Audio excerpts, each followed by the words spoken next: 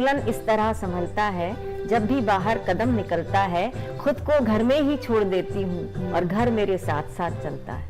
कई दिनों के बाद मिला है मनचाहा इतवार, भोर हुई सूरज ने अलसाई आंखें खोली, भोर हुई सूरज ने अलसाई आंखें खोली, उठ भी जाओ मेम साहब कुछ इतरा कर बोली, गर्म चाय के साथ, गर्म चाय के साथ, गर्म चाय के साथ रखा है टेबल पर अखबार, कई दिनों के बाद मिला है मनचाहा इतवार, और नहीं चलेगा आज घड़ी की सुइयों का आदेश, रानी जी धोएंगी पूरे आधा घंटा केश, और गुड़िया बैठेगी, गुड़िया बैठेगी, गुड़िया बैठेगी सोफे पर अलती पलती मार, और कई दिनों के बाद साथ में खाना खाएंगे,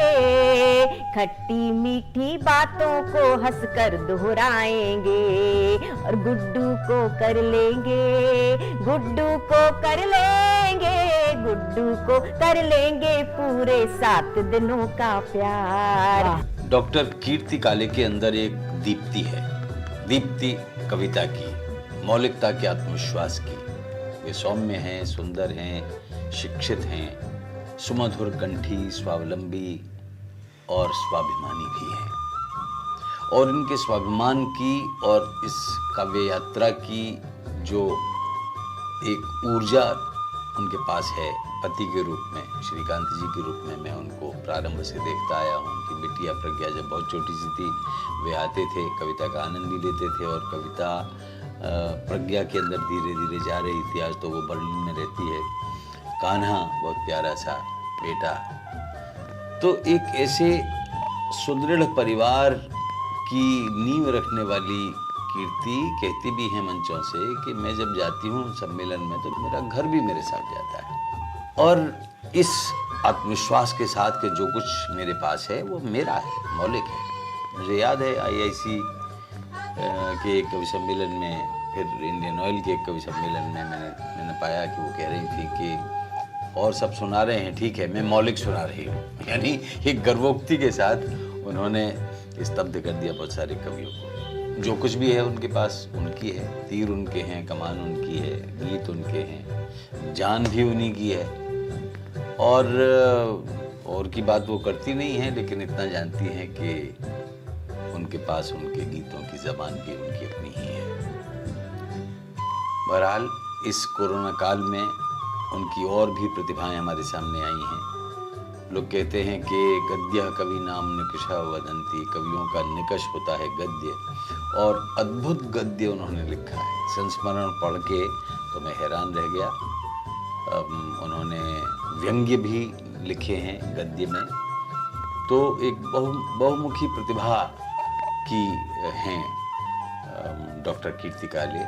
कवि सदैव युवा रहता है, उसकी कविता युवा रहती है। मैं शुभकामनाएं देता हूं अपनी कि उनकी कविता सदैव युवा रहे। हेलो कीर्ति, कैसी हो?